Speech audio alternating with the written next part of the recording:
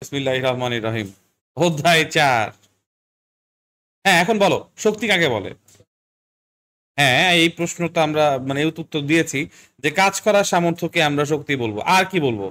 কাজ করার সামর্থ্যকে শক্তি বলে। খুব ভালো কথা। কিন্তু এটাই কি একমাত্র সংজ্ঞা? আমি তো বুঝিয়েছিলাম যে সংজ্ঞা যখন হবে, একটা গুণগত সংজ্ঞা হবে, একটা পরিমাণগত সংজ্ঞা হবে, তাই না? তো তাহলে হচ্ছে গিয়ে আমরা কি বলতে পারি? গুণগত জিনিসটা কি আসলে? দেখো, গুণগত বলতে বুঝি যে আমি শক্তি দিয়ে কি বুঝবো। কাজ করার সামর্থ্যকে শক্তি বলে, খুব ভালো কথা। আমরা কি এই কথাটাও বলতে পারি না, কাজ করার সামর্থ্য অথবা পরিবর্তন ঘটানোর সক্ষমতা, অবস্থার পরিবর্তন অথবা অবস্থানের পরিবর্তন, দুইটাই। যেমন দেখো, আমরা যদি আমাদের কাছে মনে করো একটা এরকম আইস কিউব আছে, এই আইস কিউবের সাথে তুমি যদি নিচে একটা এরকম বুনসেন বার্নার দিয়ে হিট দেওয়া শুরু করো, সেটা কি হয়ে যাবে? প্রথমে ওয়াটারে হয়ে যাবে না? তাহলে সে কি তার অবস্থার পরিবর্তন করলো না? কঠিন পদার্থ থেকে সে তরল পদার্থে রূপান্তরিত হইলো। কেন? তুমি তাপ শক্তি দিছো, রাইট? ঠিক বলছি? কোনো কনফিউশন আছে? তো আমরা কি এখানে পরিবর্তন ঘটালাম না? তাপ শক্তির পরিবর্তন ঘটানোর সক্ষমতা আছে। তাপ শক্তি একই সাথে ভৌত পরিবর্তনও করতে পারে, আবার রাসায়নিক পরিবর্তন করতে পারে। সাবাস। তার মানে কি আমরা পরিবর্তন ঘটানোর সক্ষমতাকেও মানে শক্তির আন্ডারে ধরতে পারি। আর হ্যাঁ, কাজ করার সামর্থ্য তো অবশ্যই, এটা তো কোনো সন্দেহই নাই। যেমন আমি এরকম উদাহরণ দিয়ে বলতে পারি যে ধরো আমার কাছে এরকম একটা তল আছে, এই তলের কোনো এক জায়গায় একটা মনে করো আমার কাছে চাকা আছে, চাকাটার আদি অবস্থান এরকম। কিছুক্ষণ পর মানে চাকার আদি অবস্থান যখন এরকম, ভালো কথা, আমি চাকার আদি ভরবেগ নিয়েও যদি চিন্তা করি, ধরো সেই চাকার আদি ভরবেগ হচ্ছে MU। আমি বাইরে থেকে এই চাকার উপর একটা বল প্রয়োগ করলাম, বল প্রয়োগের ফলে যদি বস্তুর স্মরণ ঘটে, তখন অবশ্যই কাজ হয়েছে, রাইট?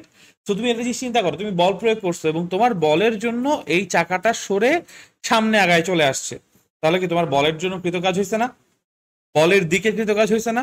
তো এই কৃতকাজের জন্য আমার যে বস্তুটা আছে তার বেগ কি আর আগের মতো আছে? না, ইউ থেকে তার বেগ কি ভি হয়ে যাবে না? তাহলে আমরা কি বলতে পারি সে নতুন করে গতিশীল হওয়ার সামর্থ্য অর্জন করছে? যদি এই ইউ ইকুয়ালস টু জিরো হয়, তার মানে সে গতিশীল হয়েছে। আর ইউ ইকুয়ালস টু যদি জিরো না হয়, তার মানে তার গতির পরিবর্তন হয়েছে। আগে যেই গতিতে ছিল এখন তার থেকে বেশি গতি, কম গতি, ভিন্ন গতি ইত্যাদি আসছে, আসছে না? এটাই হচ্ছে তোমার কাজ করার সামর্থ্য। এই জিনিসটাই হচ্ছে আলটিমেটলি শক্তি, আর কিচ্ছু না। ঠিক আছে? তো এক কথায় যদি কেউ বলতে যায়, মানে আমরা কি বলবো? কাজ করার সামর্থ্য অথবা পরিবর্তন ঘটানোর সক্ষমতাকেই শক্তি বলে। এই দুইটা কথা ইনক্লুড করলে সব থেকে ভালো হয়। কারণ তুমি দেখো, তুমি যদি বলো শুধুমাত্র কাজ করার সামর্থ্য, তাপ শক্তি তোমার ওই কঠিন পদার্থকে তরল পদার্থে রূপান্তরিত করছে, অথবা মনে করো তাপ শক্তি প্রয়োগের মাধ্যমে তুমি একটা বিক্রিয়ার গতি বাড়াই দিছো, এখানে তোমার বল আছে, স্মরণ আছে, এগুলা কি তুমি ওইভাবে বলতে পারবা? আছে, অবশ্যই আছে, কিন্তু তুমি কি ওইভাবে হিসাব করতে পারবা ওখানে কি রাসায়নিক পরিবর্তন বা ভৌত পরিবর্তন ঘটছে? এটা মোর এভিডেন্স না তোমার কাছে? তো এই সংজ্ঞাটার মধ্যে এই কথাটা কি অবশ্যই ইনক্লুড করার যোগ্যতা সে রাখে। তো কাজ করার সামর্থ্য অথবা পরিবর্তন ঘটানোর সক্ষমতাকেই আমরা শক্তি বলবো। দেখো, ফিজিক্স পড়তেছি, খুব ভালো কথা, অঙ্ক করা আমি তোমাদেরকে শিখাইতেছি, বাট তোমাদেরকে নিজেদের প্রবলেম সলভিং ক্যাপাবিলিটি অর্জন করতে হবে। কারণ তুমি আমার কাছ থেকে এক্সপেক্ট করতে পারো না যে আমি তোমাকে প্রশ্ন কমন ফালাই দিব, তাইলে ওটা চুরি হবে, আর কিছু না। মানে ধরো আমি তোমাকে একটা অঙ্ক করাই দিচ্ছি একদম লাইন টু লাইন, তুমি পরীক্ষায় ওইটাই কমন পাইছো, তুমি একটু রিয়েলিটি এখন বসে চিন্তা, ধরো হ্যাঁ পরীক্ষায় নাম্বার পাবা, A+ পাওয়া যাবে, আব্বু আম্মু মাথায় তুলে নাচবে, এরপর তোমার আসলে এই যে অঙ্কটা পারার দরকার ছিল কেন? নাম্বার পাওয়ার জন্য না প্রবলেম সলভিং শেখার জন্য? ব্যাপারটা বুঝছো? তোমার কিন্তু রিয়েল লাইফে ফিজিক্সের অঙ্ক পাইরা চলতে হবে না, তোমার প্রবলেম সলভিং করতে হবে, কারেক্ট? জীবনে প্রবলেম সলভিং শেখার একটাই ওয়ে, সেটা হচ্ছে প্রবলেম সলভ করতে শেখা। আমি তোমাকে একটা অঙ্ক করাই দিলাম, তুমি নিজে সেটা হুবহু কপি করে আসলা, মানে হ্যাঁ ইট ওয়ার্কস, পরীক্ষার নাম্বার পাওয়া পর্যন্ত ওয়ার্কস, বাট এরপরে আসলে এটার আর কোনো বিশাল যৌক্তিকতা নাই। এন্ড দ্যাট ইজ ওয়াই আমরা যেটা করব, আই এম নট শিওর ভাইয়া, হইতে পারে, ইয়েস। জি জি, অবশ্যই, প্লিজ। তো যেটা বলতেছিলাম যে আমি তোমাদেরকে অঙ্ক করাই দিব, কিন্তু ভাই তোমাদেরকে এই জন্য আমি ওই যে অ্যাসাইনমেন্টের একটা ব্যাপার সবসময় বলি, বাসায় বৈশা তুমি যখন এই প্রশ্নের উত্তরগুলো নিজের মতো করে লিখবে এবং প্রশ্ন নিজে খুঁজে বাইর করবা, ওইটাই তোমাকে প্রবলেম সলভিং স্কিল শিখাই দিবে। ধরো এই যে গাইড, সত্যি কথা বলতে আমরা যখন বড় হয়েছি গাইড জিনিসটা একেবারেই একসেপ্টেড ছিল না, স্কুলে কলেজে টিচারদের কাছে একসেপ্টেড ছিল না। ইনফ্যাক্ট অনুশীলনের অঙ্ক পর্যন্ত টিচাররা করা দিত না, শুধু উদাহরণের জিনিসপত্র করাই দিত। কেন? যেন আমরা প্রবলেম সলভিং শিখি। এখন ধরো গাইড পেয়ে সমস্যা কি হয়েছে, তুমি নিজে বই খুলে আর চিন্তা করো না এই বইয়ের মধ্য থেকে কিরকম প্রশ্ন টিচার আমারে করতে পারে। তুমি কি করো? গাইড খুলে বসো, গাইডের মধ্যে কি আছে, 100টা প্রশ্ন দেওয়া আছে, তুমি জাস্ট ওই 100টা প্রশ্নের উত্তর কেমনে করতে হয় শিখো। দ্যাট মিনস তুমি নিজের ব্রেনকে এমন ভাবে ট্রেন করতেছো যে তোমার সামনে যদি প্রবলেম আসে, তোমাকে আগে লিস্ট অফ প্রবলেম কি কি আসতে পারে সেটা দিয়ে দিতে হবে, তারপর তুমি সলভ করতে পারবা। কিন্তু রিয়েল লাইফ কেমনে কাজ করে তুমি একটু চিন্তা করে দেখো। মনে করো আল্লাহ মাফ করুক, কোনো কারণে তোমার ফ্যামিলির মেম্বার আজকে অসুস্থ হয়েছে এবং তুমি মনে করো পরিবারে বড় ছেলে, তোমাকে কি ওনাকে নিয়ে হসপিটালে দৌড়াদৌড়ি করতে হবে না? এখন তুমি তুমি কি এক্সপেক্ট করতে পারো তোমার কাছে কেউ আগে প্রবলেমের লিস্ট বলে দিবে যে আগে অ্যাম্বুলেন্স ভাড়া করতে হবে, হসপিটালে গিয়া বিল ক্লিয়ার করতে হবে, এই করতে হবে, সেই করতে হবে, এইভাবে অ্যাডমিশন নিতে হবে, ওই জায়গায় গিয়া সাইন করাতে হবে, তাছাড়া হবে না? এটা এক্সপেক্ট করতে পারো কেউ তোমাকে আগে থেকে বলে দিবে? তুমি যাবা, একটা করে প্রবলেমে ঠেকবা, তারপর একটা সলিউশন বের করতে হবে, রাইট? এবং তুমি একটু নিজের লাইফে চিন্তা করে দেখো, আজ পর্যন্ত যতগুলো প্রবলেমে পড়ছো, জীবনে আগে থেকে প্রেডিক্ট করতে পারছো যে এই প্রবলেমে পড়তে পারো? না। তুমি যদি ফিজিক্স, আমি শুধু ফিজিক্সের কথা বলছি না, ফিজিক্স, কেমিস্ট্রি, ম্যাথস, বায়োলজি সবকিছুতে একই থিওরি প্রযোজ্য। গাইড দেখা এক গাদা প্রশ্নের উত্তর মুখস্থ করতেছো, বা উত্তর গাইড থেকে মুখস্থ করতেছো না, তুমি প্রশ্ন নিচ্ছ গাইড থেকে এবং সেগুলো উত্তর নিজে ডেভেলপ করতেছো, তোমার ব্রেইনের 0% কেপেবিলিটির ইনক্রিজ হয়েছে। তোমার উচিত আগে একটা চ্যাপ্টার খুইলা, ধরো এই যে অধ্যায় 4 পড়তেছি না, আগে গাইডে যাওয়ার কোনো দরকার নাই, তুমি আগে বই থেকে পড়ো এবং বই থেকে পড়তে পড়তে তুমি চিন্তা করো, আমিও তো পড়াচ্ছি সাথে সাথে, তাই না? তুমি চিন্তা করো এখান থেকে কি কি প্রশ্ন আসতে পারে। মনে করো আমরা কাজ পড়ছি, রাইট? কাজের 2 রকম ধরন পড়ছি, রাইট? একটা হচ্ছে ধনাত্মক কাজ আর একটা হচ্ছে ঋণাত্মক কাজ। তোমার মাথায় প্রশ্ন আসা উচিত যে ভাইয়া প্লাস কাজ আছে, মাইনাস কাজ আছে, তাহলে জিরো কাজ আছে নাকি? এবং জিরো কাজ কখন হইতে পারে? এটা গাইডে প্রশ্ন থাকুক আর না থাকুক, তোমার মাথায় এই প্রশ্নটা আসবে এবং তুমি কি করবা? অ্যাসাইনমেন্ট হিসেবে বাসায় যাবা, তুমি নিজে প্রশ্ন বানাবা, শূন্য কাজ কখন হতে পারে লিখো এবং সেটার উত্তর তুমি বের করার চেষ্টা করবা। আমি বুঝাইতে পারছি? Once you follow this procedure, শুধু ফিজিক্সের জন্য না, ম্যাথ, কেমিস্ট্রি, বায়োলজি, বাংলা, সবকিছুর জন্য, তখন তুমি দেখবে একটা সার্টেন পয়েন্টে গিয়ে না এই গাইড পড়তে তোমার হাস্যকর লাগতেছে যে এইসব প্রশ্ন বানাই দিতে হয়, আমার নিজের মাথায় তো এইসব প্রশ্ন আসে। এবং তখন গিয়ে তোমার এসএসসি পরীক্ষার হলে যতই কঠিন প্রশ্ন করুক না কেন, তোমার ভয় পাওয়ার কোনো কারণ নাই। একটা জিনিস দেখো, এই যে জুলাইয়ের 13 তারিখে পরীক্ষার রেজাল্ট দিবে না, দেখো জাস্ট পাশের হার কত নামে এবং এ প্লাস কি হারে নামে, এবং এসএসসি 25, এবং এখন থেকে বোর্ড খুব সাবধান হয়ে গেছে। এবং বোর্ড যেহেতু এই যে গাইড পাবলিকেশন গুলা যে বিক্রি করে, বোর্ডের টিচারদের কাছে এই গাইড কেনা কোনো ব্যাপার? ওদের কেনাও লাগে, এই পাবলিকেশন গিয়ে সুন্দর করে দিয়ে আসে না যে ভাই নেন এই যে গাইড বাইট করছি, ছাত্রদের বইলেন। ওরা এরপর থেকে যেটা করবে, ওরা জানবে, ওরা দেখবে গাইডে কি টাইপের প্রশ্ন করে, ওই টাইপের প্রশ্ন পরীক্ষায় আর দিবে না। আমি কি বুঝাইতে পারছি? তোমাদের এসএসসি পরীক্ষার সময় এরকম প্রশ্নের প্যাটার্ন হওয়ার খুব বড় সম্ভাবনা আছে। আমি এই জন্য তোমাদেরকে আজকে থেকে বা এই সামনের মাস থেকে এমন ভাবে ট্রেন করব যেন তুমি নিজে থেকে প্রবলেম সলভিং ক্যাপাবিলিটিটা অর্জন করতে পারো। সিকিউ প্রশ্ন লেখা, এমসিকিউর উত্তর বের করা, এইসব তোমাদের নিজের করতে হবে। প্লিজ আপাতত মানে গাইড জিনিসটাকে ধরার দরকার নাই। কখন ধরবা এটাও বলে দিচ্ছি, ধরবা না একেবারে তাও না, চ্যাপ্টার শেষ হয়েছে, তুমি নিজে থেকে অনেক প্রশ্ন বাইর করছো, নিজে থেকে কিছু অঙ্কের জিনিসপত্র বাইর করে আমার সাথে আলোচনা করছো, চ্যাপ্টারকে আমরা ক্লোজ করছি। এইবার আমরা গাইডে যাব, যে আমাদের যতটুকু গবেষণা করার তো করছি, এইবার আমি গাইডের হেল্প নিব যে এক্সট্রা আরো কি কি আছে আমি এগুলো সলভ করবো বৈশা বৈশা।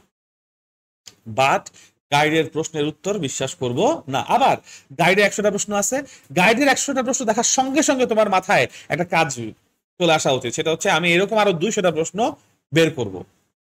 কারণ আমি আবারও বলতেছি গাইডের প্রশ্ন তো সব শেষ না, রাইট? এবং সামনে যে তোমাদের স্কুলে সেপ্টেম্বরে পরীক্ষা হবে না, টেস্ট, ওকে, সো টেস্টেও তুমি শিওর থাকো, টেস্ট পরীক্ষায় এরকম প্রি টেস্ট আছে, ঠিক আছে, সেপ্টেম্বরে প্রি টেস্ট, তাহলে হচ্ছে গিয়ে ডিসেম্বরে গিয়ে বোধহয় টেস্ট নভেম্বর ডিসেম্বরের দিকে টেস্ট, রাইট? তো প্রি টেস্ট টেস্টে এরকম কমন প্রশ্ন করবে না, যদি করতো তাহলে স্কুলে তোমাদের বড় ভাইদের কাছ থেকে জিজ্ঞেস করে দেখো, অনেকে A+ পাইতো। পায় না, সবসময় হার্ড কোয়েশ্চেন করে। Exactly, exactly. তোমরা তো পাস করতে চাও, রাইট? রাইট। তো আমার কথাটা একটু শুনো। আজকে থেকে ভাই, এতদিন যা গেছে গেছে, আজকে থেকে এই যে আজকে যে টপিকটা পড়াবো, বাসায় গিয়া কালকে আসার আগে অ্যাটলিস্ট 2টা প্রশ্ন বানায় নিয়ে আসবা। 4 জনের জন্যই বলতেছি, আমরা আবার অ্যাসাইনমেন্টে ব্যাক করব, ঠিক আছে? এই 2 সপ্তাহ, আজকে আর কালকে আমি কোনো পরীক্ষা নিব না, পরের শুক্রবার আমি আবার ডেইলি এক্সাম ব্যাক করাবো, এমসিকিউ অথবা একটা জাস্ট রিটেন প্রশ্নের অ্যান্সার 2 নাম্বারের, এরকম জিনিসপত্র দিব, ঠিক আছে? ওকে, চলো আবার পড়াশোনায় ব্যাক করি। শক্তি কাকে বলে? অথবা পরিবর্তন ঘটানোর সক্ষমতাকে শক্তি বলে। এটা কি গেল, গুণগত সংজ্ঞা না পরিমাণগত সংজ্ঞা? গুণগত সংজ্ঞা। এখন পরিমাণগত সংজ্ঞা কি বলবো বলো তো?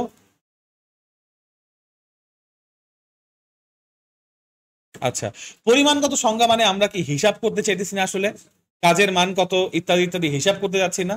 এখন মানে শক্তি হিসাব কেমনে করব তুমি চিন্তা করে দেখো।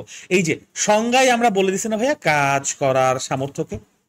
তার মানে কেউ যদি কাজ করতে পারে সেখানে শক্তি আছে, কেউ কাজ করতে না পারে তার শক্তি নাই, মানে একদম পিওর বাংলায় বললে, রাইট? তাহলে যেখানে কাজের মান থাকবে সেখানে শক্তিরও মান থাকবে। কাজের মানকেই, কাজের মানই হবে শক্তির মান। তো আমরা তাহলে এভাবে বলতে পারি, শক্তি ইকুয়ালস টু হচ্ছে কৃতকাজ। শক্তি ইকুয়ালস টু কৃতকাজ জিনিসটা কেমনে সেটাও আমি তোমাকে একটু বুঝাই বলি। এই যে উপরের এক্সাম্পলটাই তুমি একটু খেয়াল করে দেখো। উপরের এক্সাম্পল আমরা কি বলছি, এটাকে আমরা ধরো সেপারেট আরেকটা পেজে গিয়ে দেখি। মূল কথা আমরা বুঝতে যাচ্ছি এখন, শক্তি ইকুয়ালস টু কৃতকাজ কেমনে। তুমি একটা এরকম প্ল্যাটফর্মে আসো, তোমার প্ল্যাটফর্মের উপরে একটা বস্তু আছে, এই বস্তুরে তুমি টান দিছো সামনের দিকে, বস্তু সামনে আগায় গেছে, সামনে আগায় গিয়ে এখন এই অবস্থানে আছে, তার মানে তার স্মরণ হয়েছে, রাইট? রাইট। আচ্ছা, আমরা এই বল আর স্মরণকে গুণফল করলে কি পাবো? কৃতকাজ পাবো। এখন তোমরা অধ্যায় 2 পড়ে আসছো, স্মরণ হয়েছে মানে অবশ্যই সেই বস্তুটার একটা আদিবেগ ছিল, একটা শেষ বেগ আছে, এবং আদিবেগ আর শেষ বেগের মধ্যে অবশ্যই পার্থক্য আছে, কারণ তুমি বাহ্যিক বল প্রয়োগ করছো, রাইট? তার মানে অবশ্যই সেখানে কি আছে, একটা ভাই ত্বরণ আছে। কোন সন্দেহ আছে এই পর্যন্ত? Very good. এই যে পুরা ঘটনাটা ঘটছে, কারণ কি? বল প্রয়োগ করছো, ফলাফল কি? বস্তুর স্মরণ হয়েছে, বস্তুর বেগ পরিবর্তন হয়েছে, ইত্যাদি ইত্যাদি। কিসের কারণে বেগের পরিবর্তন হয়েছে? তুমি বল প্রয়োগ করছো তাই। তাহলে কৃতকাজ কি হয়েছে আমাকে বলো? F into S. এখন যদি আমি বলি যে এই বস্তু আগে এতক্ষণ স্থির ছিল, এখন কি হয়েছে? বস্তু গতিশীল হয়েছে। বস্তু স্থির থেকে গতিশীল হওয়ার জন্য কি করছে? কাজ করছে। এই কাজটাই তার ভিতরে গতিশক্তি হিসেবে আসবে না? গতিশক্তি বলতে তুমি কি বুঝো? গতিশীল হওয়ার ফলে বস্তু যেই শক্তি অর্জন করে, রাইট? ও গতিশীল কেন হয়েছে? কারণ তুমি কাজ করছো, বাইরে থেকে বল প্রয়োগ করে কাজ করছো। তাহলে এইটা দিয়েই কি সিম্পলি বোঝানো যায় যায় না যে শক্তি ইকুয়ালস টু কত? কৃতকাজ। আর কৃতকাজ মানে কি? বল ইন্টু স্মরণ। যদিও আমরা সাধারণত বল ইন্টু স্মরণ এইভাবে লিখে অভ্যস্ত, আমি তোমাদেরকে ভাই বারবার করে বলছি তোমরা এভাবে লিখো না। তোমরা কি লিখবা? বল ইন্টু বলের দিকে বলের প্রয়োগ বিন্দুর স্মরণের উপাংশ। কথাটা লিখতে অনেক বড়, তোমার মনে হইতে পারে যে ভাইয়া এত বড় লাইন লিখতে পরীক্ষার হলে টাইম শেষ হয়ে যাবে, তাহলে বাসায় বেশি বেশি করে লিখে প্র্যাকটিস করো। বাট কাজ ইকুয়ালস টু কি লিখবো? বল ইন্টু বলের দিকে বলের প্রয়োগ বিন্দুর স্মরণের উপাংশ। সাবাস, বুঝাইতে পারছি? কোনো কনফিউশন আছে? Very good. শক্তি কয় প্রকার? শক্তির অনেক রকম রূপ আছে ভাই, ঠিক আছে? আচ্ছা, প্রকার ভেদে পরে যাই। আগে আমরা যদি হচ্ছে গিয়ে এই কথায় আসি যে শক্তির একক কি, আমরা কি বলতে পারি না শক্তি ও কাজের একক একই? জুলও বলতে পারি, অথবা নিউটন মিটারও বলতে পারি, দুইটাই বলতে পারি, ঠিক আছে ভাইয়া? পরীক্ষায় 2 ভাবেই দিতে পারে, ভুল কইরো না। কাজের মাত্রা কত হবে এটা আমি বলবো না, নিজেরা কইরো, ঠিক আছে? বাট কইরো, বাসায় গিয়ে কইরো কাজের মাত্রা কি হবে, শক্তির মাত্রা কি হবে। এখন বলারও দরকার নাই, চিন্তারও করার দরকার নাই, যেটা হোমওয়ার্ক দিছি সেটা হোমওয়ার্ক। আচ্ছা, আসো, এবার হচ্ছে গিয়ে শক্তির প্রকারভেদ।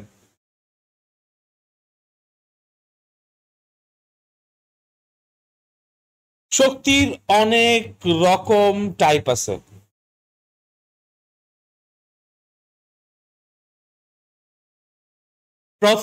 প্রাথমিকভাবে আমরা যেই টাইপ নিয়ে কথা বলবো সেটাকে বলবো আমরা যান্ত্রিক শক্তি। কি বলবো? যান্ত্রিক শক্তি। যান্ত্রিক শক্তি কি জিনিস?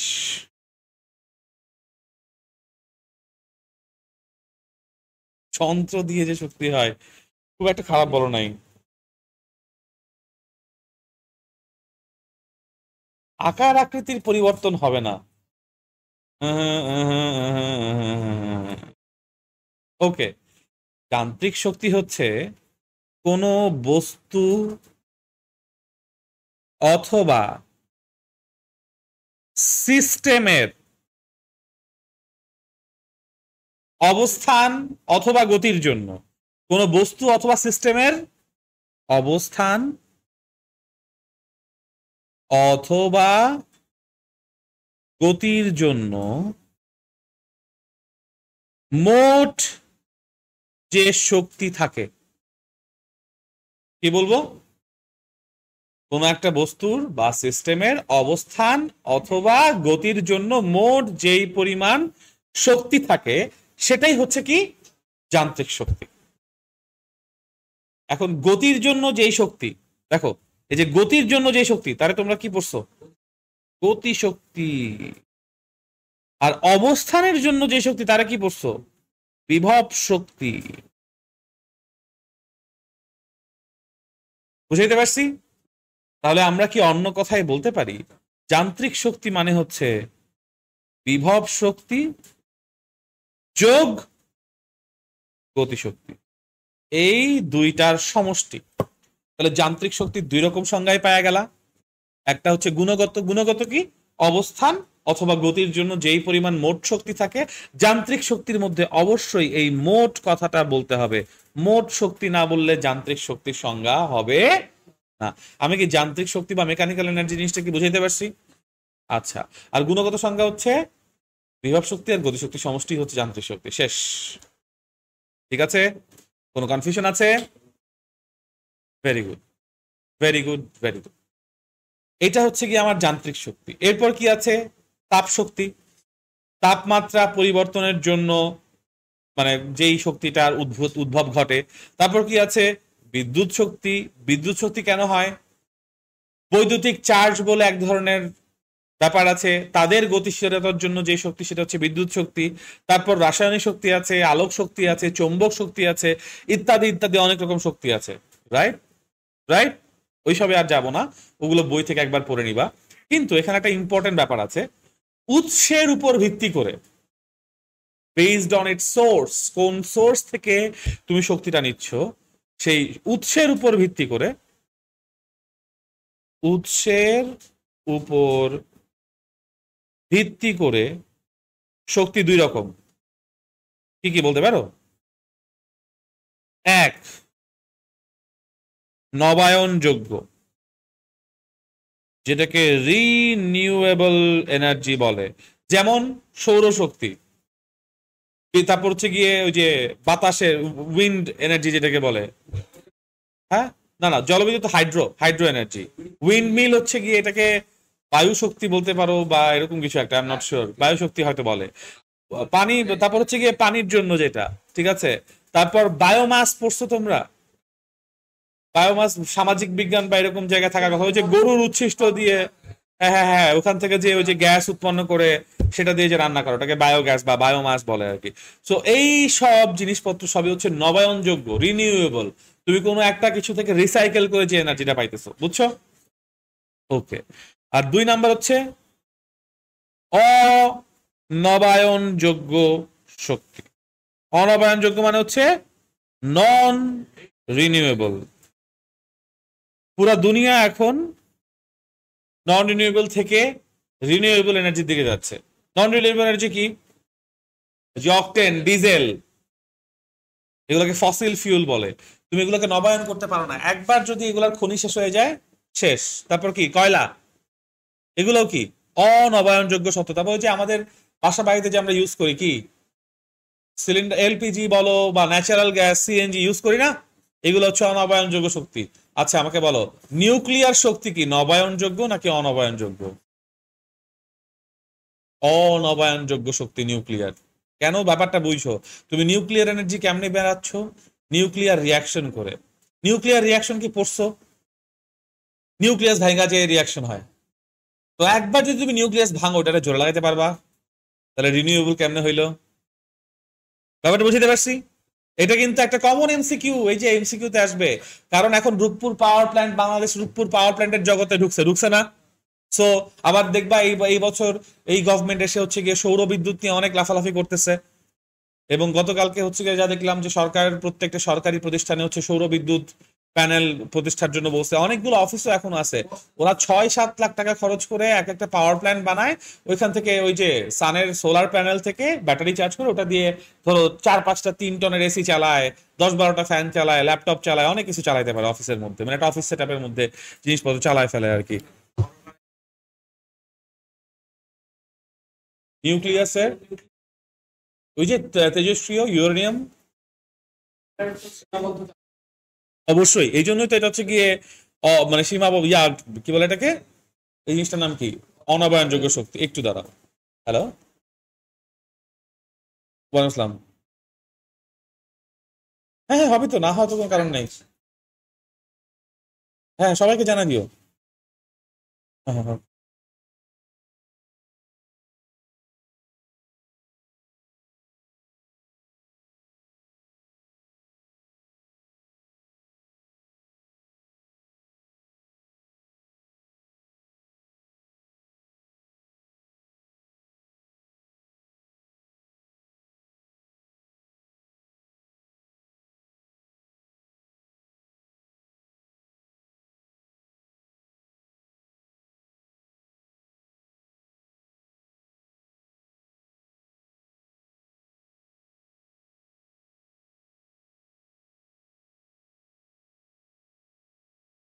ওকে। হ্যাঁ, নিউক্লিয়ার শক্তি অনবায়নযোগ্য শক্তি। আমার ফোনে OnePlus নো ব্যান্ড 30।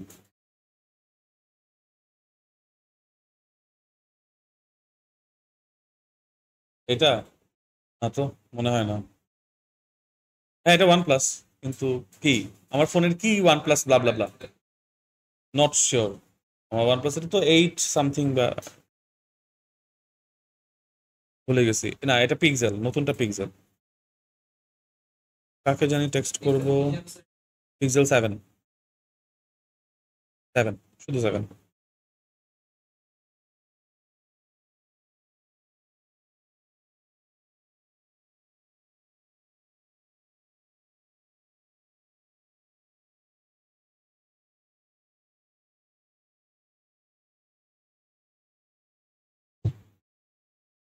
ওকে। সো নবায়নযোগ্য এবং অনবায়নযোগ্য শক্তি ব্যাপারটা বুঝতে পারছি। এবং নিউক্লিয়ার শক্তি অবশ্যই কি রকম শক্তি? নন রিনিউয়েবল। এই ব্যাপারটা কেউ ভুল করবে না, ঠিক আছে? এটা কিন্তু ভুল হতে পারে। নিউক্লিয়ার ফুয়েল অনবায়নযোগ্য শক্তি। ওকে। আচ্ছা, তাহলে আমি একবার চেক করি ঠিক বলছি কিনা।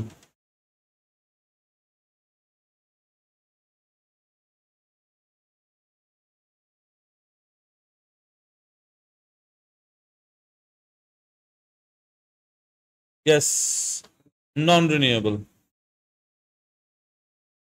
ওকে। আচ্ছা, এনিওয়েজ, সো এখন আমরা আবার যান্ত্রিক শক্তিতে ব্যাক করি, ঠিক আছে? যেই পার্টগুলো ইম্পর্টেন্ট সেই পার্টগুলো মেনশন করে দিলাম, এবার আমরা যান্ত্রিক শক্তিতে ব্যাক করি। এখন যান্ত্রিক শক্তির যে দুইটা পার্ট, প্রথম পার্টটা হচ্ছে কি বিভব শক্তি। বিভব শক্তিটাকে নিয়ে একটু পরে কথা বলি, আগে আমরা একটু গতিশক্তি নিয়ে কথা বলি, কারণ গতিশক্তিটা মাচ মোর সিম্পলার, ঠিক আছে? আচ্ছা, এই যে এতক্ষণ ধরে এতগুলা কথা বলতেছি, কেউ এগুলার ইংরেজি টার্ম জিজ্ঞেস করো নাই। যান্ত্রিক শক্তির ইংরেজি টার্ম কি বলো?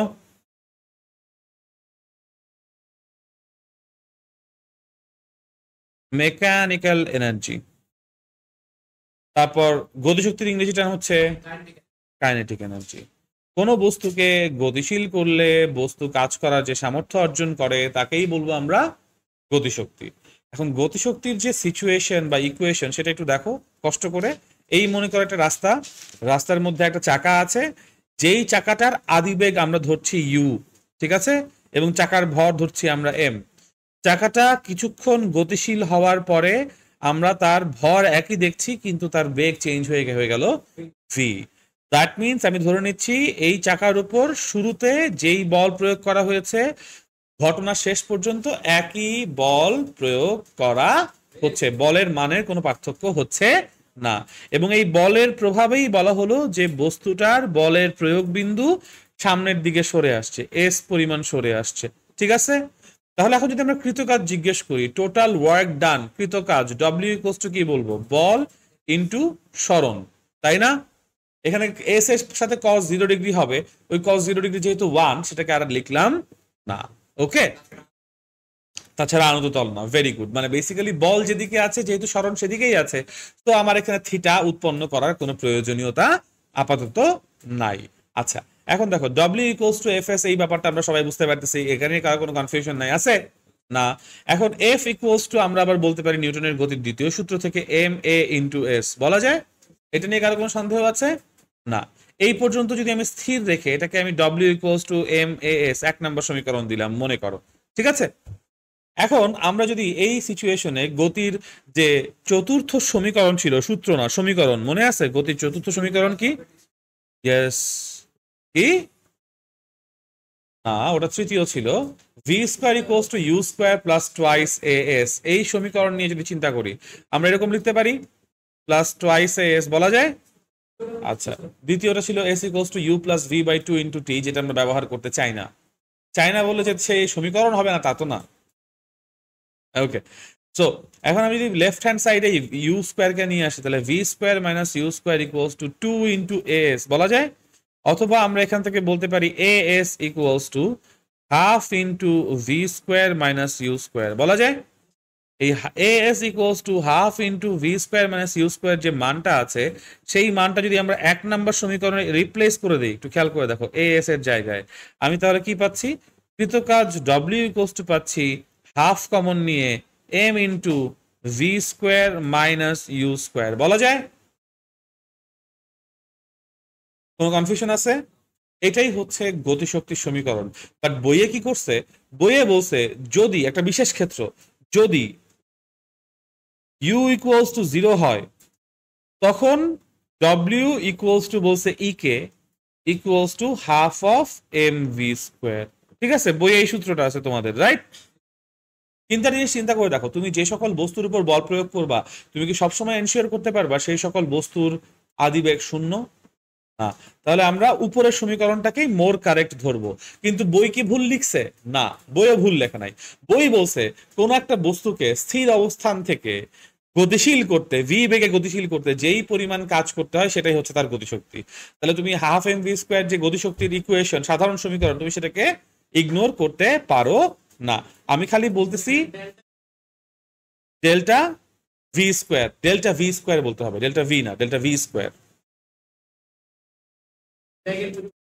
সরি, বেগের বর্গের পরিবর্তন, মানে হ্যাঁ, V square minus U square হতে হবে।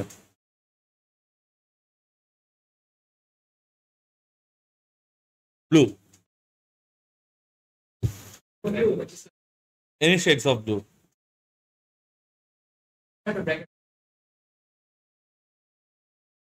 ও, এটা ব্র্যাকেট দিলেও হয় না দিলেও হয়, বাট হ্যাঁ দিলে ভালো, অবশ্যই দিলে ভালো। আচ্ছা, সো বুঝাইতে পারছি। এখন দেখো, এই যে ডব্লিউ ইকুয়ালস টু, এই সমীকরণটা যদি আমি একটু বাম পাশে আবার পরের পেজে নিয়ে লিখি, ডব্লিউ ইকুয়ালস টু কত, half M V square minus half M U square বলা যায়। হ্যাঁ, এই যে হাফ এম ভি স্কোয়ার, এটাকে তুমি আদি গতিশক্তি, সরি শেষ গতিশক্তি বলতে পারো, ইকে প্রাইম। আর হাফ এম ইউ স্কোয়ার কি, আদি গতিশক্তি বলা যায়, ইকে। তাহলে আমি কি ডেল্টা ইকে পাচ্ছি না? তাহলে আমরা কি বলতে পারি আরেকটা জিনিস, যে কৃত কাজ সমান গতি শক্তির পরিবর্তন বলতে পারি। কোন বস্তুর গতিশক্তির পরিবর্তন হলেও কাজ হয়। এখন দেখো, গতিশক্তির পরিবর্তন মানে কি, শূন্য অবস্থান থেকে বস্তু গতিশীল হয়েছে, এটাও যেরকম গতিশক্তির পরিবর্তন, সেরকম একটা গতিশীল বস্তুর আদি বেগ থেকে শেষ বেগ চেঞ্জ হয়েছে, এটাও কি গতিশক্তির পরিবর্তন। বুঝতে পারছি?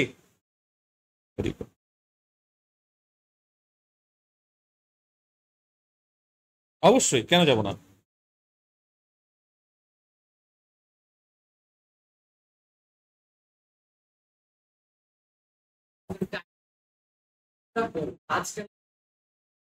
কারণ শক্তি মানেই তো কাজ, মানে শক্তি কোত্থেকে অরিজিনেট করতেছে?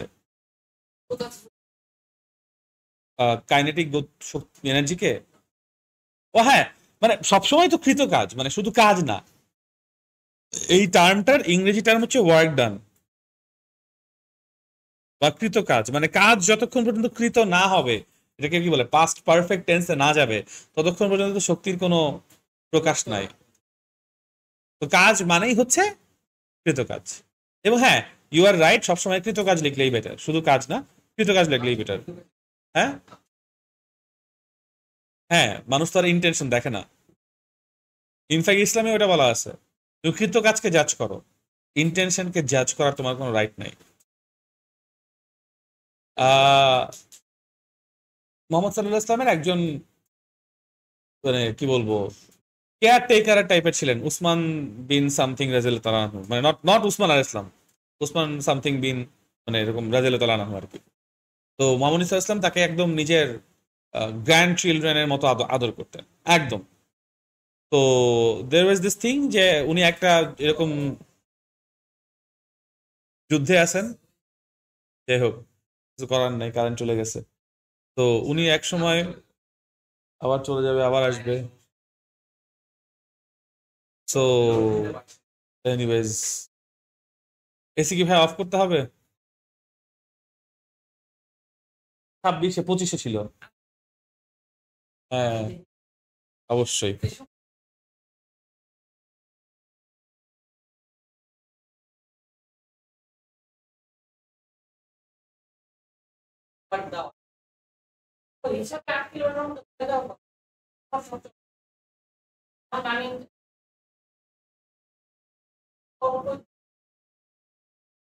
ডিফিকাল্ট। ঠিক আছে ভাই, সমস্যা নাই, ভালো কাজ করছিস কথাটা বলে। এটা হচ্ছে কি আলপনা আন্টির ছেলে, আমার ছেলে, ইয়েস। আচ্ছা যাই হোক, কি বলছিলাম বলতো ভাইয়ারা? ও, নবী ইসলামে গেছিলাম তো। হ্যাঁ, তো ও একটা এরকম ইয়াতে কি বলে, যুদ্ধে। আচ্ছা, একটা কাজ করো তো, লাইট অফ করে দাও, মানে লাইট বলে, ফ্যানটা অফ করে দাও, এটা ছেড়ে দাও। হ্যাঁ, তো উনি একটা এরকম যুদ্ধে একটা পয়েন্টে এক মুশরিকের সাথে ওয়ান অন ওয়ান ফাইট করতেছে। হ্যাঁ, ফাইট করতে করতে সে তার ওই মুশরিকের যে ইয়া আছে, কি বলে এটাকে, ঢাল তলোয়ার আছে, সে তাকে নিরস্ত করে ফেলছে। যেই মোমেন্টে ধরো গলা কাটতে যাবে, ওই মোমেন্টে মুশরিক বসে লা ইলাহা ইল্লাল্লাহু মুহাম্মাদুর রাসূলুল্লাহ সাল্লাল্লাহু আলাইহি ওয়াসাল্লাম, ঠিক আছে, সে কালিমা শাহাদা, মানে কালিমা গ্রহণ করছে। এখন তখন তো সে মানে একটু দ্বিধায় পড়ে গেছে যে হত্যা করবে কি করবে না। বাট মানে এটা তো ক্লিয়ারলি বোঝা যাচ্ছে যে যেহেতু গলা পর্যন্ত তরবারি চলে আসছে, এই জন্য সে নিজের যান বাঁচানোর জন্য এই কাজ করছে, রাইট? তো সে মারছে, মেরে ফেলছে মুশরিককে। এরপর যখন মহানবী সাল্লাল্লাহু আলাইহি ওয়াসাল্লামের কাছে এই ঘটনা শুনছেন, উনি ওনার কাছে যখন গেছে, সে ঝাড়ি মারছে, ঝাড়ি মারছে তার এই সঙ্গীকে, এই সাহাবীকে। তো তুমি কি তার ছিনাচিরা দেখছো, তার ইন্টেনশন কি? মানে সে রাগ হয়ে বলছে যে তুমি কি তার ছিনাচিরা দেখছো, তার ইন্টেনশন কি? সে যে ইয়াটা করছে, শাহাদাত যে নিছে, কালেমা যে নিছে, যদি আল্লাহর কাছে গিয়ে মানে শেষ দিনে, মানে শেষ বিচারের দিন যদি এই কালেমা তার তোমার বিরুদ্ধে সাক্ষী দেয়, তখন কি করবা? তুমি কি ইন্টেনশন দেখছো ভিতরে? ব্যাপারটা বুঝবো। এইরকম মোমেন্ট, এটা তো ক্লিয়ার যে অয় আসলে নিজের যান বাঁচানোর জন্যই করছে, রাইট? ওই রকম মোমেন্টেও মানে এরকম তোমাকে বলা হইতেছে যে নেভার জাজ দ্য ইন্টেনশন, তুমি কাজকে জাজ করতে পারো হাইয়েস্ট। তোমরা কি এরকম ঘটনা নিশ্চয়ই শুনছো, দেয়ার ওয়াজ দিস প্রস্টিটিউট মদিনায়, মহানবী ইসলামের কাছে এসে সে বলছে যে আমি এরকম জিনা করছি। মহানবী ইসলাম বলছে, আমি শুনতে চাই না, শুনতে চাই না। ও বলছে না আমি জিনা করছি, আমি তওবা করতেছি, আমাকে মানে আমাকে শাস্তি দেন। তো তারপর তাকে রজব দিছে। রজব, হোয়াট ইজ রজব? রজব মানে এই শাস্তিটাকে বলা হয় রজব। মানে তুমি এরকম জিনাকারীকে পাথর নিক্ষেপ করে হত্যা করার নির্দেশ দেওয়া আছে। দ্যাটস হোয়াট রজব ইজ। তো তাই হয়েছে। তখন লোকজন হচ্ছে গিয়ে তাকে নিয়ে কথা বলা যখনই সুযোগ করছে, মনে হচ্ছে বলছে না না না না, ইউ ক্যানট ডু দিস। এই মহিলার তওবা এত স্ট্রং, আল্লাহর কাছে এত ভারী, যে এটার জন্য এই তওবাকে ওয়েট করলে পুরা মদিনাকে মাফ করে দেওয়া যায়। চিন্তা করো ওই মোমেন্টে মদিনায় মুশরিকরা আছে, শুধু যে বিশ্বাসী আছে তা না, মুশরিকরা আছে, মুনাফিকরা আছে, কাফেররা আছে, সবাইকে নাকি মাফ করে দেওয়া যায়, এই লেভেলের তওবা ছিল। তো হোয়াট ইট টিচেস আস, তুমি ওই যে আমরা বাংলায় প্রবাদ বাক্য পড়ছি না, পাপকে ঘৃণা করো পাপীকে নয়। ব্যাপারটা এরকম, মনে করো তুমি ক্লাসের মধ্যে বসে আছো, আমি তোমাকে ভুল পড়াইতেছি, তুমি কখনোই এইটা জাজ করতে পারো, তুমি আমার ভুল পড়ানোটাকে জাজ করতে পারো, বাট আমাকে জাজ করতে পারো না। You don't have that right. এবং দেখো ইসলামের মধ্যে সব থেকে ইম্পর্টেন্ট প্রেয়ার কোনটা? সালাত। এটা কি জানো, সালাতের মধ্যেও আল্লাহ তাআলা প্রোটোকল মেনটেন করতে বলছেন। মহানবী ইসলাম প্রোটোকল মেনটেন করতে বলছেন। ইমাম এসে দাঁড়াইছো, কোনো কারণে ইমাম 3 রাকাতের জায়গায় 4 রাকাত পড়া শুরু করছে মাগরিবের, রুল কি? নামাজ ছাড়া দেয়া ইমামের পিটানো? বরং ইমাম যদি 4 রাকাত পড়ে, তুমিও 4 রাকাতই পড়বা। 4 রাকাত শেষে তুমি জোরে সুবহানাল্লাহ বলবা, নট ইন বিটুইন জামাত। তুমি আগে ইমামের সাথে ভুল করবা, you don't go and correct the imam. And এভাবেও না, আরে ইমাম মিয়া আপনি তো ভুল পড়াইছেন, আর আপনি তো কিরাত ভুল পড়াইছেন। No no no no no, what do you do? তুমি ফলো করবা, দেন ইউ সে সুবহানাল্লাহ। That's the teaching of Islam. আমরা কিন্তু এটা প্র্যাকটিস করি না রিয়েল লাইফ।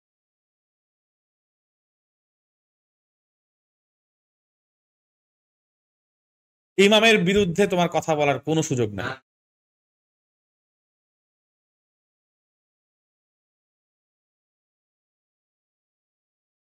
না না, হবে না। তুমি ইমামের পিছনে, ইমাম যা ভুল করবে তোমাকে সেম ভুল করতে ইনস্ট্রাক্ট করা হয়েছে, একদম সেম ভুল করবা। You don't know any better. তুমি যখন বুঝতে পারছো যে ভুল হয়েছে, after only the prayer ends you can say সুবহানাল্লাহ। এইটা তাহলে ওইটা তো হিজ ডিলিংস, ব্যাপারটা বুঝতে পারছো? কিন্তু আমরা এটা করি না। তো এগুলো অনেক ব্যাপার স্যাপার আছে। এই this is how we should deal with each other. কেন এই কথাটা বললাম বলো? কিন্তু কাছ থেকে আমরা এই পয়েন্টে কিভাবে আসলাম? ইন্টেনশন।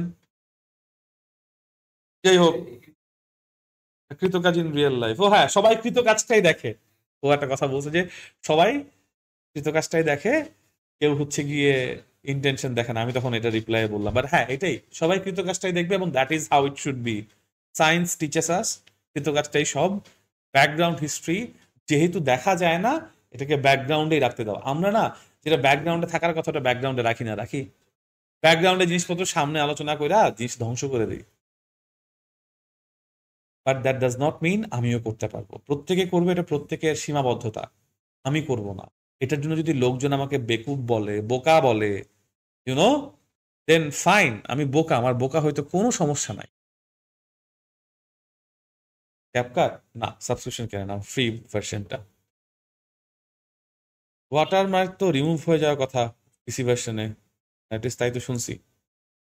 ট্রাই করে দেখবো, এখন মানে এটা দিয়ে করি নাই, করার পর বুঝতে পারবো।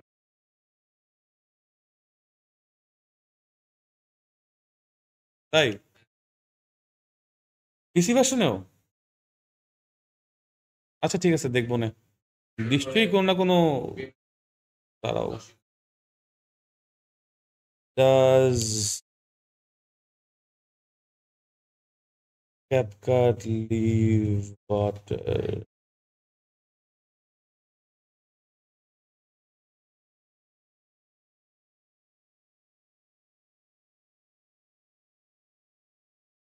CapCut's desktop software is designed to be watermark free.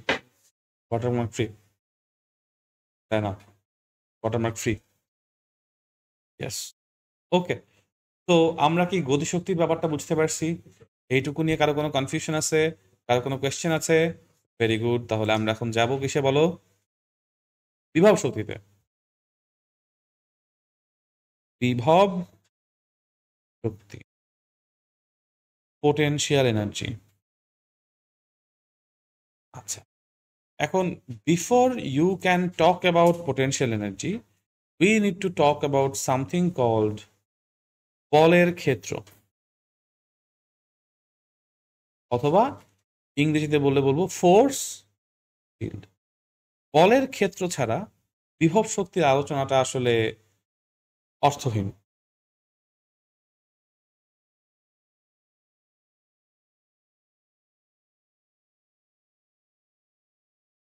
কেন বায়োলজি পড়বো না?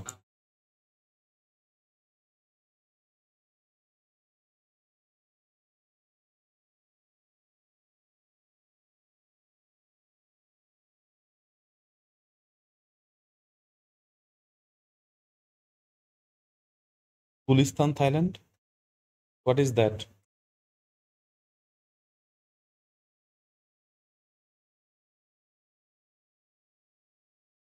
আচ্ছা, সো এখন বলের ক্ষেত্র বা ফোর্স ফিল্ড বলতে আমরা কি বুঝি? সোজাভাবে বললে, যে মৌলিক বলগুলো আছে, এই মৌলিক বলগুলোর একটা ক্ষেত্র আছে। দ্যাট মিনস, হ্যাঁ, সাতটা তো মৌলিক বল না, সাতটা তো মৌলিক রাশি। মৌলিক বল তো চারটা, মনে আছে? চারটা মৌলিক বল কি কি? মহাকর্ষ বল, তড়িৎচুম্বকীয় বল, সাবাস। তো বলের ক্ষেত্র বলতে আমরা বুঝি যতটুকু এরিয়া জুড়ে বা ক্ষেত্র জুড়ে কোনো একটা বলের প্রভাব আছে। যেমন একটা জিনিস বলো, যদি বলি যে এইটা হচ্ছে গিয়ে কোনো একটা গ্রহ, কথার কথা এটা কোনো একটা গ্রহ, এই হলুদ সার্কেলটা একটা গ্রহ, এই গ্রহ স্যাটার্ন, ধরো স্যাটার্ন। তো এই স্যাটার্নের আশেপাশে নিশ্চয়ই এরকম একটা এরিয়া থাকবে, যেই এরিয়ার মধ্যে অন্য কোনো গ্রহ বা স্যাটেলাইট আসলে সে স্যাটার্নের দ্বারা একটা বল অনুভব করবে, এর বাইরে থাকলে করবে না। ফর এক্সাম্পল, তুমি পৃথিবী থেকে ধরো একটা নির্দিষ্ট উচ্চতায় গিয়ে লাফ দিলা, কথার কথা 10 তলা বিল্ডিং এর ছাদ থেকে লাফ দিলা, কি হবে? নিচে পড়বা না, মরবা না, নিচে পড়বা। যদি তোমার নিচে পড়াটা হঠাৎ করে থেমে যায় তাহলে মারা যাবে। নিচে পড়ার জন্য কেউ মরে না। হ্যাঁ, মাটি নাই, নিচে পড়তেই আসো পড়তেই আসো, তুমি তো মরবা না, তুমি তো আনন্দে ভাসবা, মানে মানে পড়বা, মানে পড়তে থাকবা। নিচে ধরো একটা ট্র্যাম্পোলিন দিয়ে দিছি, একটা ট্র্যাম্প, হ্যাঁ অজ্ঞান হয়ে যেতে পারো, ওটা একটা পসিবিলিটি। এখন দেখো, ধরো তুমি 10 তলা বিল্ডিং না, তুমি এবার হচ্ছে বুর্জ খলিফা থেকে লাফ দিলা, তাও কি হবে? তাহলে তো অজ্ঞান আরো হবো। তোমাকে এভারেস্টের চূড়ায় নিয়ে গেলাম, তারপর লাফ দিলা। তোমাকে ইন্টারন্যাশনাল স্পেস স্টেশনে নিয়ে গেলাম, তারপর ওখান থেকে লাফ দিলা, আসবা। তো ডিফারেন্সটা কি? তুমি একটা নির্দিষ্ট রেঞ্জের, তুমি ধরো যে বিমান থেকে যখন লাফ দিচ্ছে মানুষজন, করে না? তিনি বলে এটাকে স্কাই ডাইভিং, করে না? তো স্কাই ডাইভিং এর জন্য নর্মালি একটা নির্দিষ্ট হাইটের নিচ থেকে করে, মানে মেঘের উপরে উঠে না। বাট ধরো কেউ মেঘের উপরে উঠা তারপর লাফ দিল, তাও কোন দিকে না? অনেকে করে, বাট ম্যাক্সিমাম স্কাই ডাইভিংটা একটা নির্দিষ্ট হাইট থেকে করে, রাইট? আরো ছোট হাইট থেকে পারে, 35,000 ফিটের উপরে যায় না। তো হ্যাঁ, তো 35,000 ফিট উপর থেকে যদি কেউ লাফ দেয়, কই যাবে? নিচেই নামবে। বাট ওই যে ইন্টারন্যাশনাল স্পেস স্টেশন বা তারও উপরের কোনো জায়গা থেকে কেউ এরকম স্পেস স্টেশন থেকে লাফ দিছে, সে কি নিচে নামবে? যেই দিকে লাফ দিবে ওই দিকে যাবে না। দ্যাট মিনস ওই জায়গাটাতে আর্থের গ্র্যাভিটির পুল নাই। তার মানে কি, আর্থের গ্র্যাভিটি তোমাকে সব জায়গায় একই ইন্টেন্সিটি দিয়ে বা একই প্রাবল্য দিয়ে পুল করতেছে না। এটা বুঝতে পারছি? এটা তো রিয়েল লাইফে বুঝো। তুমি ধরো এত গভীর বা এত বড় একটা সিচুয়েশন চিন্তা করার দরকার নাই। মনে করো তোমার কাছে হচ্ছে গিয়ে এরকম একটা, কি বলে এটাকে, ম্যাগনেট আছে, কথার কথা, ঠিক আছে? এই একটা ম্যাগনেট, ম্যাগনেটে কি কি থাকে? নর্থ পোল থাকে আর সাউথ পোল থাকে। তো এই ম্যাগনেটেরই তুমি দেখবা চারপাশে একটা এরকম এরিয়া আছে, যে এরিয়ার বাইরে গেলে তোমার এই ম্যাগনেট আর তোমার অবজেক্টকে পুল করে না। দেখছো না এটা? রাইট? তো আমি কি তাহলে বলতে পারি প্রত্যেকটা বলের এরকম একটা নির্দিষ্ট এরিয়া আছে, যেই এরিয়ার মধ্যে ওই বলের প্রভাব তুমি বুঝতে পারো। ওই এরিয়ার বাইরে আমি বলতেছি না বল শূন্য হয়ে যায়, বল কখনো শূন্য হয় না। বাট বলের ইন্টেন্সিটি বা তীব্রতা এত কমে যায় যে সে আমাকে আর তার ভেতরে বা তার কাছে অ্যাট্রাক্ট করতে পারে। ওই যেই এরিয়া জুড়ে ওই বলের প্রভাব থাকে তাকেই বলা হয় বলের ক্ষেত্র। তো মহাকর্ষ বলের প্রভাব যেই ক্ষেত্র জুড়ে থাকবে ওটাকে মহাকর্ষীয় ক্ষেত্র বলবো। অভিকর্ষ বলের প্রভাব যেখানে যেই ক্ষেত্র পর্যন্ত থাকবে সেটাকে অভিকর্ষীয় ক্ষেত্র বলবো। তো একটা হচ্ছে গ্র্যাভিটেশনাল ফিল্ড আর একটা হচ্ছে গ্র্যাভিটি ফিল্ড। তোমরা এই নামটা শুনছো, ইলেকট্রোম্যাগনেটিক ফিল্ড শুনছো না? ইলেকট্রোম্যাগনেটিক ফিল্ড মানে কি? যে এরিয়া জুড়ে ওই ইলেকট্রোম্যাগনেটিক ফোর্সের একটা প্রভাব থাকে। আমি বুঝাইতে পারছি?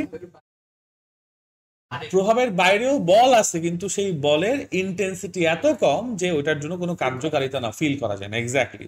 বাট তার মানে এই না যে ওখানে বলের অস্তিত্ব নাই, এটা ভিন্ন কথা। ঠিক আছে? এটা ডিপেন্ড করে তুমি কিরকম ইলেকট্রোম্যাগনেটিক ফিল্ডে আছো। বাট হ্যাঁ, ইন জেনারেলি ইলেকট্রোম্যাগনেটিক ফিল্ডের আশেপাশে থাকা একটু তো অবশ্যই হার্মফুল। কেন হার্মফুল এটাও তুমি চিন্তা করে দেখো। তোমার ব্লাডের মধ্যে আয়রন আছে না? তো ইলেকট্রোম্যাগনেটিক ফিল্ডের মধ্যে গেলে ঝামেলা হবে না? আয়রন গুলো তো একরকম আচরণ করবে না? করবে। এবং তোমার বডিতে এরকম অনেক রকমই মিনারেলস আছে যেগুলো আসলে এইরকম ইলেকট্রিক ফিল্ড দ্বারা বা ইলেকট্রোম্যাগনেটিক ফিল্ড দ্বারা সে মানে ঝামেলা হইতে পারে, পারে না? তোমার পেটের মধ্যে অ্যাসিড আছে, মানে there are lot of chemicals inside you. ঝামেলা হওয়াটা খুবই খুবই স্বাভাবিক।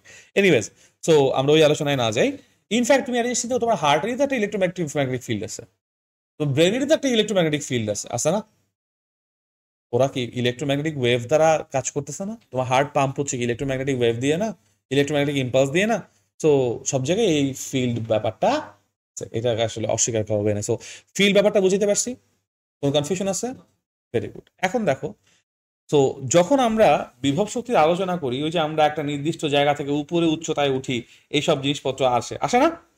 ওই আলোচনার আগে কি থাকতে হবে? একটা বলের ক্ষেত্র। তুমি বিভব শক্তি নিয়ে কাজ করতেছো, তুমি মহাকাশে চলে গিয়ে বস্তুতে ছেড়ে দিছো, ওখানে এই বিভব শক্তি তুমি পাবা না, কারণ ফিল্ড নাই। এই অ্যাটলিস্ট তুমি অভিকর্ষীয় বিভব শক্তি পাবা না। চাঁদের আশেপাশে গিয়ে তুমি চাঁদের মহাকর্ষীয় বিভব শক্তি পাইতে পারো। সূর্যের আশেপাশে গেলে, বেশি কাছে গেলে সূর্য টানে নিয়ে যাবে না? বা ব্ল্যাক হোলও কি তোমাকে সেম টানে নিয়ে যাবে না বেশি কাছে চলে গেলে? ওগুলো কি ওইটার একটা মহাকর্ষীয় ক্ষেত্র আছে, ওইটার মধ্যে গেলে এই ঘটনা করতেছে, বাইরে থাকলে হচ্ছে না। তো প্রথম বিভব শক্তি ব্যাপারটা বোঝার জন্য প্রথম কি লাগবে? একটা বলের ক্ষেত্র লাগবে। ক্লিয়ার? দ্বিতীয় যে জিনিসটা লাগবে সেটা হচ্ছে একটা রেফারেন্স লেভেল। রেফারেন্স লেভেলের বাংলা কি হতে পারে? প্রসঙ্গ লেভেল হতে পারে। ওই যে রেফারেন্স পয়েন্টের মতো, প্রসঙ্গ তল, রেফারেন্স লেভেল। পত্র মানে কি? লেভেল? আরে না, প্রসঙ্গ লেভেল, লেটার তো বলি নাই, প্রসঙ্গ লেভেল বা প্রসঙ্গ তল। প্রসঙ্গ তল, লেভেল বলতে যে গ্রাউন্ড লেভেল, ওরকম লেভেল। হ্যাঁ, প্রসঙ্গ তল, তল তল। ওকে, আচ্ছা। প্রসঙ্গ তল বলতে এরকম একটা তল যেখানে তুমি কি বলবা, জিরো বলবা, উচ্চতা শূন্য বলবো। মানে উচ্চতার কথা এই জন্য আসতেছে কারণ আমরা আসলে বিভব শক্তি বলতে অভিকর্ষ বিভব শক্তি বুঝবো। ঠিক আছে? ওকে। যেখানে তুমি উচ্চতা শূন্য ধরবা, শুধু ভূমিতে, কারণ এই যে এই বস্তুটা এখানে আছে না, তোর জন্য কি শূন্য উচ্চতায় আছে না? আর উচ্চতা আছে নাকি? বস্তু উচ্চতা আছে। আরে ভাই, এই উচ্চতা বলতে অবস্থান। এই জন্য তো এটার উচ্চতা বলতে আমার ভয় লাগে। বুঝছো এবার কেন এটার উচ্চতা বলি না? এটা বলি উলম্ব সরণ।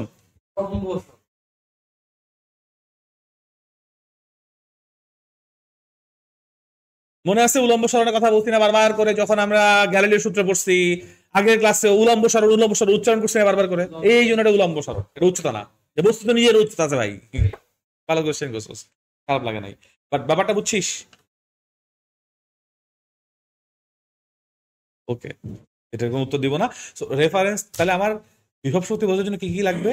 প্রথমত একটা বলের ক্ষেত্র লাগবে, আর দ্বিতীয়ত একটা রেফারেন্স লেভেল লাগবে, যেই জায়গায় আমি দূর উচ্চতা বলো বা উলম্ব সরণ বলবো কি শূন্য। ঠিক আছে? কোনো কনফিউশন আছে? Very good. আচ্ছা, এখন এইখানে যেটা বুঝতে হবে যে একটা স্টেবল বাংলা কি?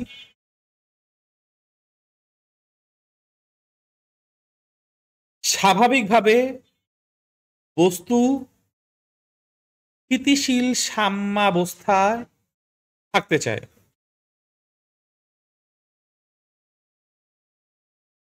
স্বাভাবিকভাবে প্রত্যেকটা বস্তু একটা স্থিতিশীল সাম্যাবস্থায় থাকতে চায়। যেমন আমার এই ফোন।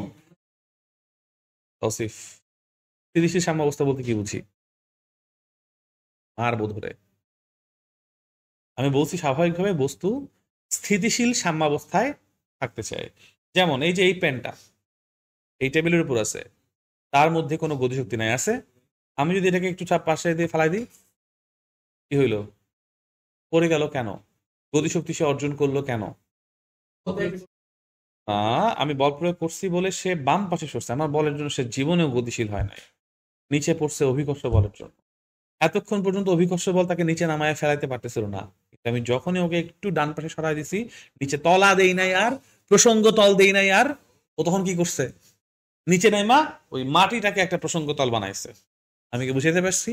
তো কেন নিচে নিচের দিকে গেছে? নিচে ওই মাটিতে গিয়া পড়লে ও এই আবার নতুন করে একটা স্থিতিশীল সাম্যাবস্থা অর্জন করতে নিচে পড়ে আবার থেমে আছে না? থেমে আছে তো। আমি ধর ওটা এটা এখান থেকে উঠাই নিয়ে জানলা দিয়ে ফেলা দিই, তখন কি আরো নিচে নামবে? যতক্ষণ পর্যন্ত না সে নতুন একটা স্থিতিশীল সাম্যাবস্থা। এই তো সাবাস, আমি কি ব্যাপারটা বুঝাইতে পারছি? তো বস্তুর উদ্দেশ্য হচ্ছে সে সবসময় কি করতে চায়? স্থিতিশীল থাকতে চায়। এখন স্থিতিশীল সাম্যাবস্থা দেখো, ব্যাপারটা বুঝছো? ওই যে স্থিতিশীল সাম্যাবস্থায় আছে, আমি কি বলতে পারি এই অবস্থায় তার মিনিমাম লেভেলের শক্তি আছে? ব্যাপারটা বুঝছো? এই যে কলমটা এখানে আছে, মিনিমাম আছে। আমি যখন এটাকে সরাই দিয়ে এখানে নিচ্ছি, তখন কি এটার মিনিমাম নাই? তার জন্য মিনিমাম লেভেল এখন কোথায়?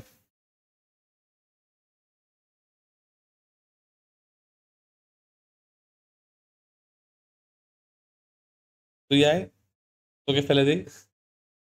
যেহেতু তোরা তো বোঝার শখ, তোকেই ফেলে দিই। নিজে ফিল করতে পারবি, ফিল দ্য ফিজিক্স। হ্যাঁ, ওকে,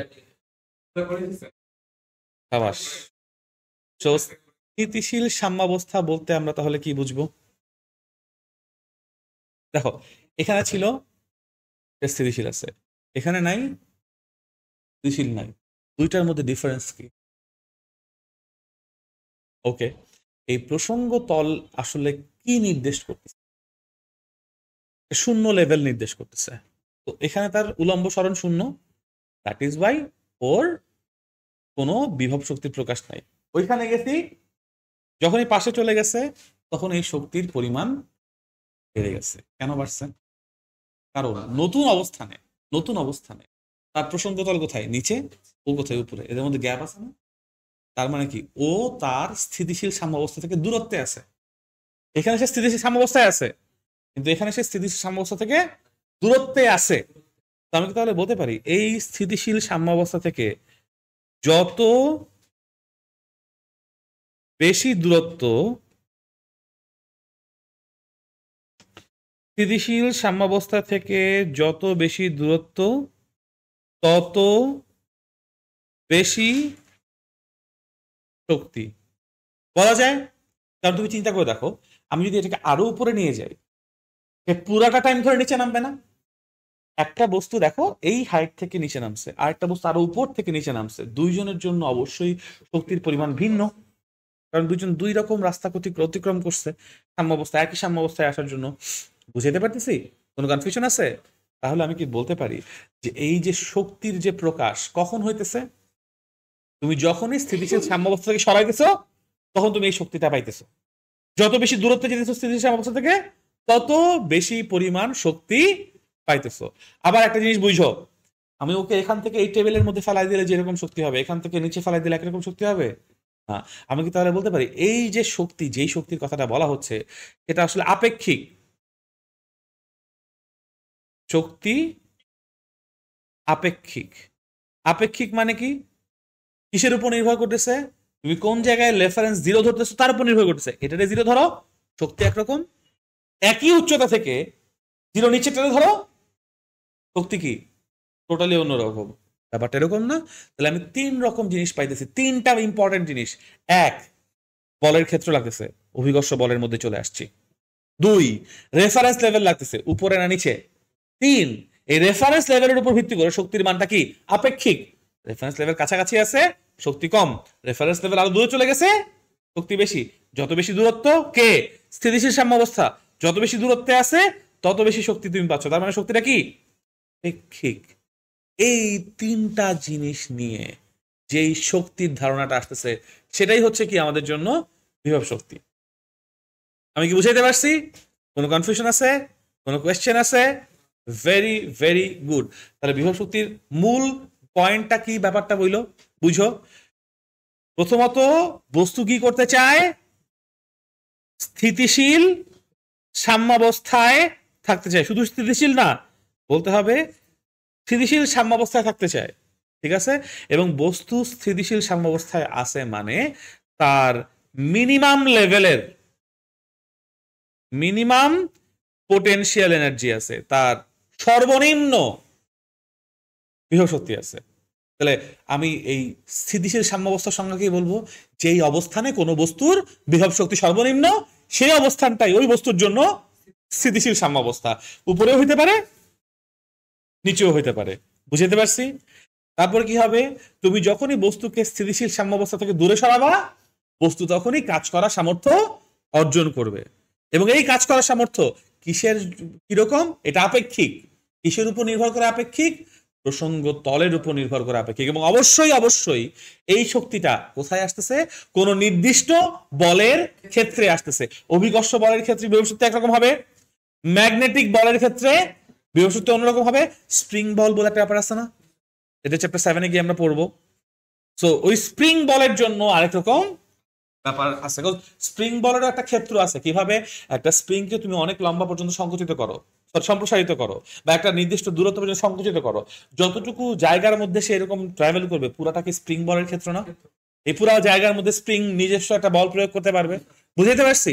সো বলের ক্ষেত্র বলে ব্যাপার, মানে বিভব শক্তিকে সংজ্ঞায়িত করতে গেলে তোমার বলের ক্ষেত্র লাগবে, তোমার প্রসঙ্গ তল লাগবে, শক্তিটা যে আপেক্ষিক এটা লাগবে, এবং হ্যাঁ স্থিতিশীল সাম্যাবস্থার কথা তুমি বলবো অবশ্যই।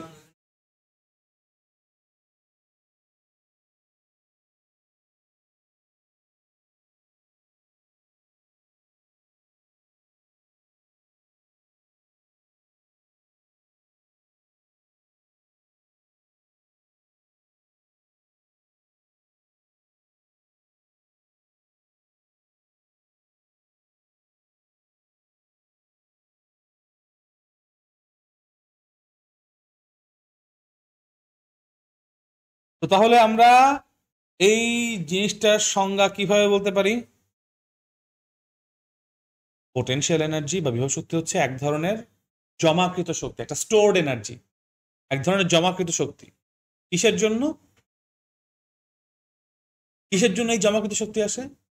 ওর যে বলের ক্ষেত্রের মধ্যে সে আছে, সেই বলের ক্ষেত্রে বস্তুর অবস্থানটা কোথায়, গ্রাউন্ড লেভেলে বা রেফারেন্স লেভেলে, না রেফারেন্স লেভেল থেকে উপরে, নাকি রেফারেন্স লেভেল থেকে নিচে, ঠিক আছে? এটা কখন উদ্ভূত হয়? যখন তুমি বস্তুটাকে তার ওই স্থিতিশীল সাম্যাবস্থা থেকে পরিবর্তন করবা বা দূরে সরাই নিবা। উপরেও দূরে সরাইতে পারো, নিচেও সরাইতে পারো।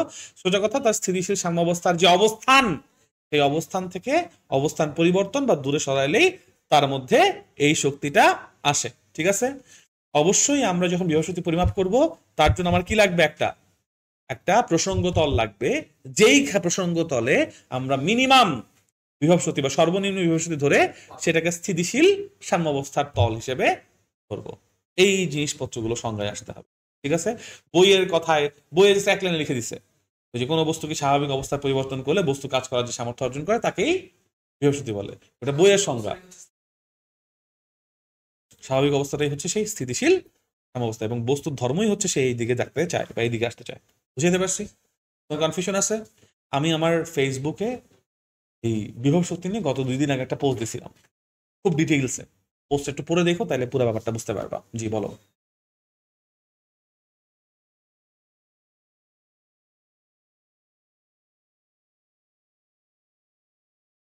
যেই মুহূর্তে ছেড়ে দিবা, যেই লোকেশনে আছে ছেড়ে দেওয়ার মুহূর্তে সেটা সর্বোচ্চ, নিচে সর্বনিম্ন। এই মুহূর্তে দেখো আমি ধরে রাখছি না, ও এখনো স্থিতিশীল সাম্যাবস্থাতেই আছে, এই অবস্থাতে জিরো। ছেড়ে দাও, কারণ তোমার এটা হচ্ছে রেফারেন্স লেভেল, তুমি ধরে রাখছো বলে। ছেড়ে দিলে আর এটা রেফারেন্স লেভেল থাকে না, তখন কি হয়? যেই জায়গায় পড়বে সেই জায়গাটা তার জন্য রেফারেন্স লেভেল সর্বোচ্চ। এরপর কই পড়বে? তুমি রেফারেন্স লেভেল কাকে ধরছো? এই তাহলে এই বেঞ্চটাই হচ্ছে তোমার জন্য সর্বনিম্ন রেফারেন্স লেভেল। বুঝতে পারছি? জিরো। কোনো কারণে যদি তুমি এইটাকে রেফারেন্স লেভেল জিরো ধরছো কিন্তু ছাড়ছো এই জায়গা থেকে, তাহলে ও জিরো হবে। তারপর আবার কি হবে?